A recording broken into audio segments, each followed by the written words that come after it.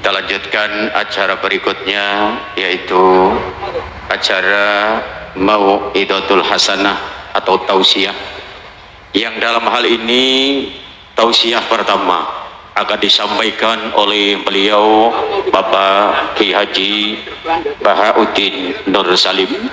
Untuk itu kepada beliau yang termulia, beliau Bapak Ki Haji Bahauddin Nur Salim, disilahkan.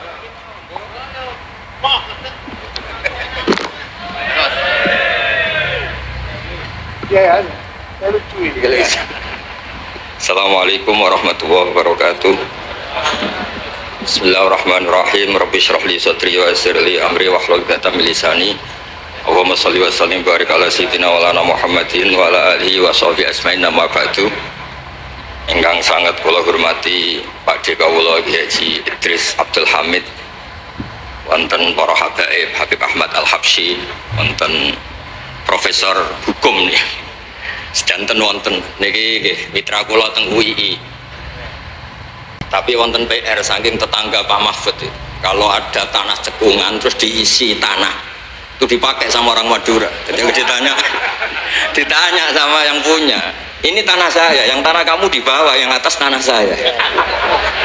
Itu mohon dijawab oleh pakar-pakar fikih maupun pakar-pakar hukum itu. Jadi kalau ada cekungan di brok, kemudian tetangga Pak Mahfud pakai, itu milik siapa?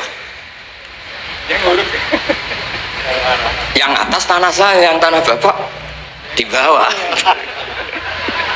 Itu PR untuk seorang profesor, itu juga PR saya sebagai ahli fikih. Itu saya pernah ditanya gitu orang Madura. Saya bilang, kamu gak butuh jawaban kan, butuh pengakuan, kata saya.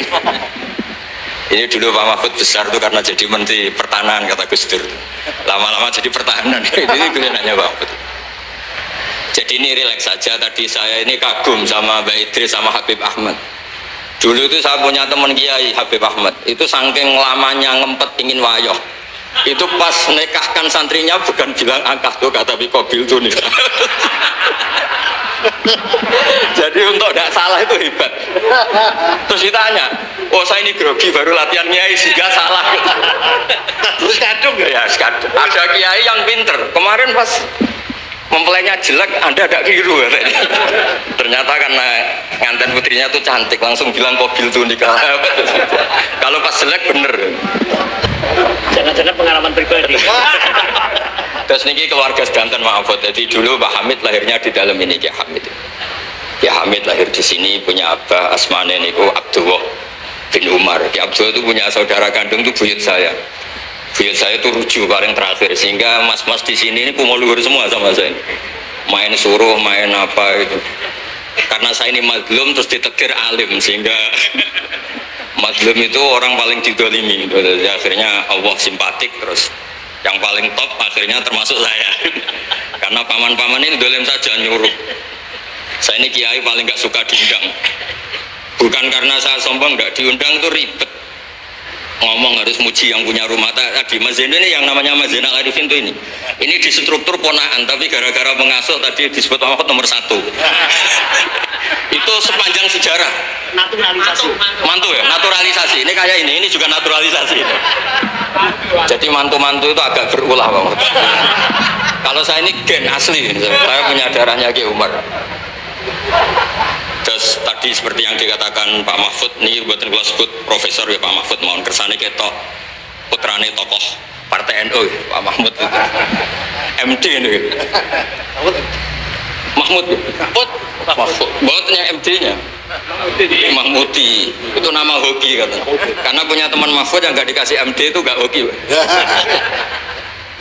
Yang temannya nggak dipakai MD, nggak hoki. Yang hoki itu yang dikasih. Yang dikasih MD. Jadi ini luar biasa, abahnya dikenang sampai diletakkan terus ya, dikira itu gelar, orangnya kan tuh dikira gelar. Saya cerita sedikit tentang komposisi tadi. Yang ngarang sholawat Badar itu Mahfud itu ya Duriyas ini, namanya Ki Ali bin Mansur bin Siddiq ya. Kalau mbak saya kandung Fatimah binti Idrus bin Umar. Jadi mbak Idrus itu saudara kandungnya Ki Abdullah. Nama kecilnya Abdul Khalik. Dulu itu ini cerita ke mas-mas yang gak pati seneng ngaji, ini buatan nyindir, cerita mas-mas yang buatan pati seneng ngaji Bang Mahfud. Dulu ketika di umum diajarkan matematika porogapit, itu di pondok sudah dikasih metode porogapit yang lebih simpel. Jadi kalau 2,5 itu di bahasa Faraid disebut rubul usyur. Karena orang Arab itu gak suka nulis, sehingga kalau 100 2,5 nya berapa disebut rubul usyur, ditaksir dulu. 1/10-nya 100 kan 10. Nah setelah 10 rubuknya seperempatnya berapa, 2,5, sehingga tanpa ditulis tahu. Misalnya saya 1 miliar, 2,5 nya berapa, 1 miliar berarti 1/10-nya 100 juta, seperempatnya berarti 25 juta, namanya rubul usyur. Sehingga saya pernah ketemu pakar matematika dari beberapa kampus, cepet-cepetan ngitung matematika, itu kita tidak kalah. Karena saya jenis cucu Mbak Umar yang sinau, ini nyindir putu-putu sing merapati seneng sinau. Terus monggo kalau aturi tobat gitu kersane. Karena saya ini setiap acara di sini, niku dikongkon pidato, tapi posisi itu dikongkon, buatan kehormatan. Gratisan pidato. Intinya gue gratis lah ini. Kemarin saya itu di hallnya Pak Hamid, sebetulnya mau dibarengkan jenengan tanggal 24, tapi katanya Pak Mahfud milih yang rame, Pak Mahfud milih yang 25. Karena saya ini bakat wali, jadi milih yang 24 itu. Jadi sebetulnya di tradisi matematika pondok itu tidak kalah cepat. Misalnya 1/20 atau 1/10. Misalnya zakatnya zuhur itu disebut usyur au nisful usyur. Jadi kalau kita punya aset 100, usurnya 10. Kalau nisful usyur berarti 5. Nah, ketika di kampus diajarkan itu 1/20, santri bingung, mereka mikir porogapit. Sebetulnya itu usyur atau nisful usyur. Boleh kalkulator. Lah nggih, monggo para putu niki sinau malih niki putu-putu kok. Aja diundang Gus tok gratisan cucap-cucup. Niki Mas Arwani nggih Mas kula, tapi ngajine kadose khatam kula. Mulane terus DPR mbak. Kiriyen nggih hafal Quran duka sakniki mboten ngertos. Nggih mugi-mugi terus deres.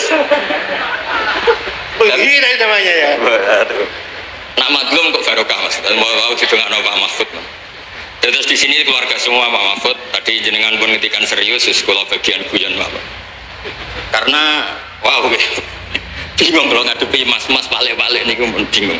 Niku mungkin mau itu Hasanah kedua Mas sama nih. Coba ditandangi. Mas sama. Enggak tak sanggup nih Mas, tenang ya Mas.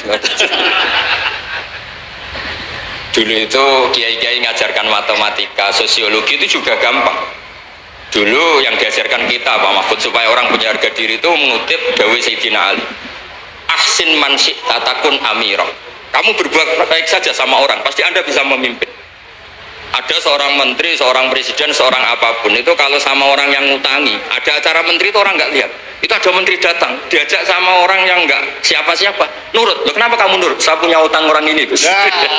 Jadi ahsin man syi'ta takun amira. Terus wastahni amman syi'ta takun nadhira. Dan kamu tidak usah butuh orang lain, maka kamu setara. Itu kenapa para kiai-kiai yang masih megang ini ketika kenal orang kaya, kenal pejabat biasa saja, karena sekali butuh, wah masalah. Jadi wastahni amman syi'ta takun nadhira. Terus terakhir wahtas ila man syi'ta takun asira. Dan silakan kamu butuh orang lain, maka kamu akan menjadi tawanan orang itu. Sehingga di tradisi kiai itu meskipun orang paling miskin pun itu punya harga diri karena tidak punya utang.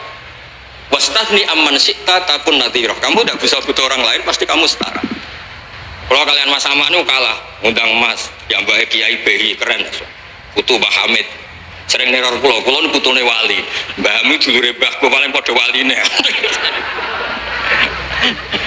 Terus ojo saingan Mbah, saiki saingan putu.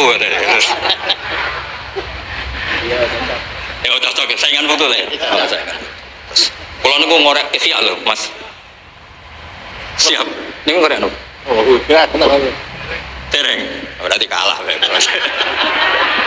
Nggih Habib Ahmad, niku kan ngorek ikhya niku. Riyen Mbah Hamid senenge ngaji. Iya, sama Habib Ja'far. Sudah tak kasih sarahnya biar macamnya gampang. Terus dulu itu kiai-kiai ngajarkan matematika itu gampang, jadi dikasih tahapan. Misalnya 2,5 nyebutnya rubu'ul usyur. Jadi ditaksir dulu, di 1/10 dulu, baru setelah itu ditarbek di 1/4. Sehingga ketika angka misalnya 1 miliar ya gampang saja, 1/10-nya itu 100 juta, berarti 1/4-nya itu 25. Kemudian era modern itu disebut 2,5. Jadi sebetulnya kalau kita ngaji khatam itu masalah sosial, masalah politik juga sama. Saya punya kitab banyak tentang makalah-makalah politik. Itu diantaranya yang dikutip juga lagi-lagi beberapa sahabat ngendikan fakub hanlakum hina sirtum horodon yurma. Buruk sekali kamu umat Islam ketika jadi objek sasaran. Itu dulu pernah ada seminar ekonomi saya ngisi itu. Ketika orang Islam suka haji, yang kepikiran bikin sajadah itu orang Cina. Ketika orang Islam suka umroh itu yang bikin pakaian ikhram itu orang Cina. Jadi objek. Jadi kita butuh orang Islam sing kedonyan supaya gak jadi objek. Dulu politik juga sama. Kiai-kiai kon milih caleg, bariku dia kali tok ora tau dadi aktor. Bosen diakali terus dados Mas Arwan ini gitu, nyalek piyambak. Nggih ngoten mawon. Assalamualaikum warahmatullahi wabarakatuh.